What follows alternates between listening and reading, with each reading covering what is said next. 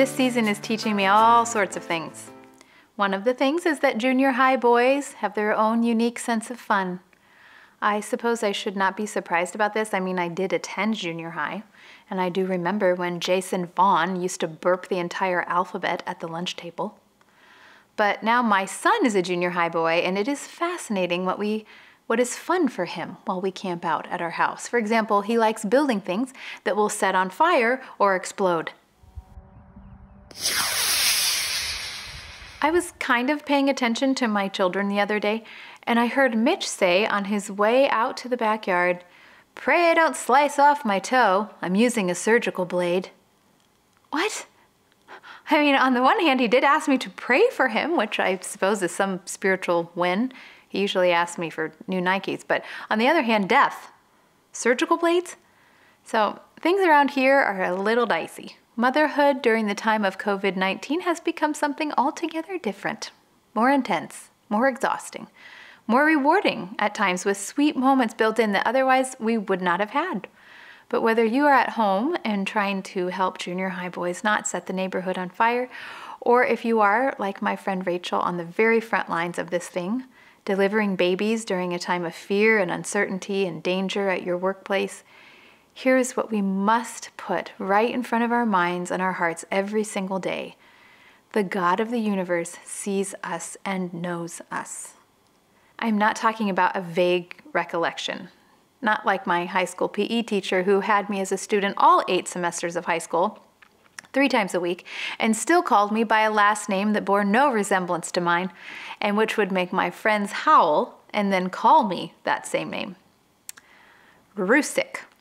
Kim Rusick. Does that even sound like an actual name to you? It's not. It's not a name.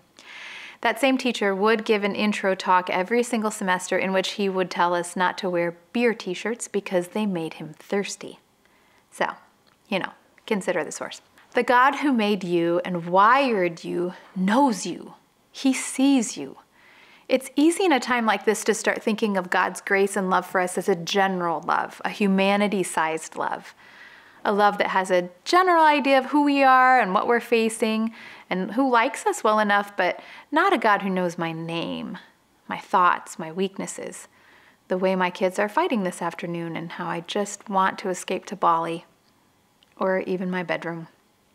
I love this story about Susanna Wesley, the mom of superstar preachers Charles and John Wesley.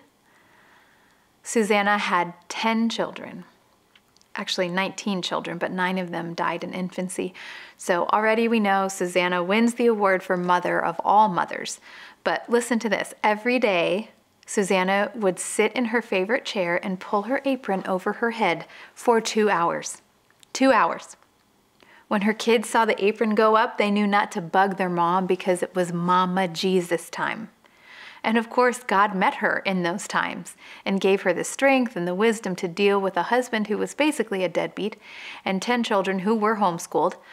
And all of them became phenomenal people who changed the world, probably not in small part because of apron time with the Lord.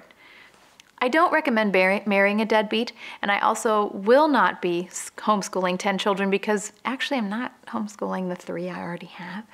But here is what I know. God met Susanna Wesley in her apron tent. He knew what she needed, and he knew where she lived. God knows your address. I love this verse in the Bible in Acts 17, where God says he determined the exact time and place where we should live. He knows where I live, where you live. He knows the spot you've carved out and maybe how the walls feel too close right now. He knows you have to go to work every day and that your heart beats faster and your hands grip that steering wheel with a different set of fears than you ever even knew.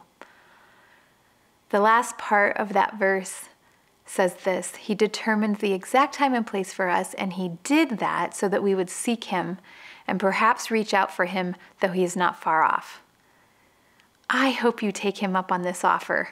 This expectation on the part of God that you will call out for him and he is not far off. You might feel like you live on an island right now, or a battlefield, or an alien planet. I've felt all of those things, but God is not far off. He knows your name.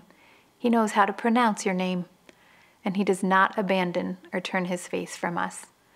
Press on today, girls, knowing you are seen and you are known.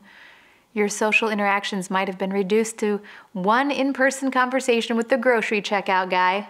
Hi, Steve.